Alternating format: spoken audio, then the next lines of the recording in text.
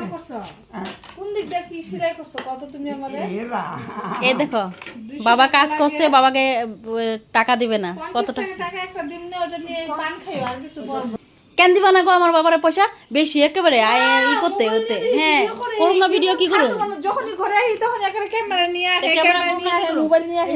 বাবা এই কি অবস্থা? দিবা না দাও তুমি কত 200 টাকার কাম করছো নাকি? ঝগড়া করতে আইছে চুল মেলে।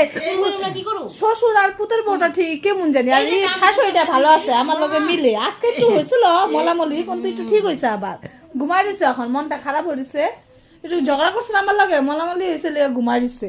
এই দুইটা দেখো কেমন কুচলা 200 টাকা হইছে দিব না বন্ধুরা, তোমরাই কও যে কাজ করছে কতগুলো কাজ দিব। করে নিয়ে গেছে গিয়া 50 টাকা একটা দিমু বাস দিলা হয়ে কি গেছে। তুমি কাপড়গুলো দিতে লাগছিল না?